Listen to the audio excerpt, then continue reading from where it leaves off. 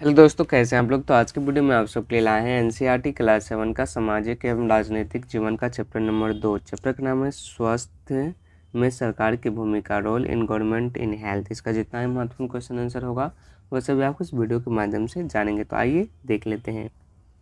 पहला क्वेश्चन है, इस अध्याय में आपने पढ़ा कि स्वास्थ्य में सिर्फ बीमारी की बात नहीं आ सकती। संविधान के लिए एक अंश को यहाँ पढ़िए और अपने शब्दों में समझाइए कि जीवन का स्तर और सार्वजनिक स्वास्थ्य के क्या मायने हैं। संविधान का एक महत्वपूर्ण हिस्सा यह कहता है कि पोषाहार स्तर और जीवन स्तर को ऊंचा करने तथा लोक स्वास्थ्य को सुधार करने का राज्य का कर्तव्य है।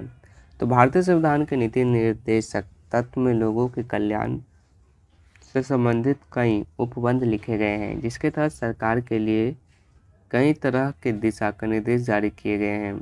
इसी संदर्भ में नीति निर्देशक सिद्धांत में कहा गया है कि पोषाहार स्तर और जीवन को ऊंचा करने तथा लोक स्वास्थ्य को सुधार करने का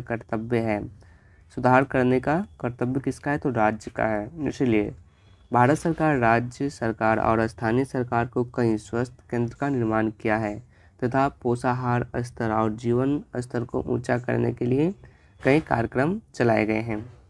नेक्स्ट क्वेश्चन आती है, आइए देख लेते हैं। सबके लिए स्वास्थ्य की सुविधाएं उपलब्ध कराने के लिए सरकार कौन कौन से कदम उठा सकती है, चर्चा कीजिए। तो सबके लिए स्वास्थ्य की सुविधा उपलब्ध कराने के लिए सरकार निम्न कदम उठा सकती है, जिसमें सबसे पहला है स्वास्थ्य केंद्रों या चिकित्सा केंद्रों में वृद्धि करके। दूसरा, सरकार स्वास्थ्य की सुविधाओं में वृद्धि के लिए अपने बजट में वृद्धि करे। तीसरा, सरकार द्वारा प्रदूषण नियंत्रण कानून लाकर प्रदूषण में कमी लाया जा सकता है। वायु प्रदूषण, जल प्रदूषण, ध्वनि प्रदूषण स्वास्थ्य के लिए काफ़ी हानिकारक होता है। चौथा, पीने के लिए स्वच्छ जल लोगों को उपलब्ध करवा कर। नेक्स्ट क्वेश्चन क्या आती है, आइए देख लेते हैं। आपको अपने इलाके में उपलब्ध सार्वजनिक और निजी स्वास्थ्य सेवाओं में क्या क्या अंतर देखने को मिलते हैं। नीचे दी गई तालिका को भरते हुए इनकी तुलना आपको करके बताना है अंतर। तो आइए देख लेते हैं। यह है सुविधा, यह है निजी सेवाओं का मूल और सेवाओं की आवश्यकता। निजी में क्या है, तो निजी अस्पतालों में सेवाओं का मूल काफ़ी अधिक होता है, यानी कि जो दाम होता है, रेट होता है, काफ़ी ज़्यादा होता है। निजी अस्पतालों में बेड चार्ज, डॉक्टर की फीस, जांच परीक्षण फीस आदि के रूप में काफ़ी पैसे लिए जाते हैं। बल्कि सेवाओं की उपलब्धता निजी अस्पतालों में अपने रोगियों के लिए सभी तरह की सुविधाएं आसानी से उपलब्ध कराई जाती हैं। सार्वजनिक, जिसे कि गवर्नमेंट कहा जाता है, सार्वजनिक अस्पतालों में रोगियों का इलाज मुफ्त में किया जाता है या बहुत कम पैसे लिए जाते हैं। सार्वजनिक अस्पतालों में रोगियों की लंबी लंबी कतारें होती हैं और कोई भी सेवा आसानी से उपलब्ध नहीं होती है।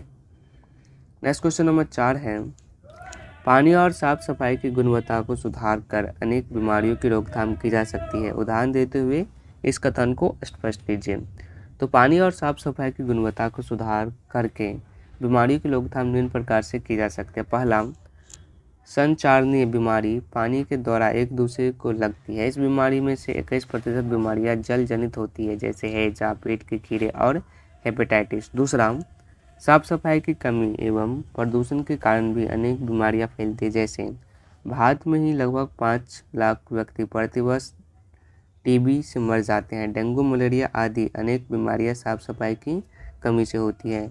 उपयुक्त तथ्यों से स्पष्ट है कि पानी और साफ सफाई की गुणवत्ता में सुधार करके अनेक बीमारियों की रोकथाम संभव है। तो आज के वीडियो में बस इतना ही। वीडियो पसंद आया तो वीडियो को लाइक कीजिएगा और अगर आप इसका PDF डाउनलोड करना चाहते हो तो नीचे डिस्क्रिप्शन में लिंक है, आप वहाँ से डाउनलोड कर सकते हैं। धन्यवाद।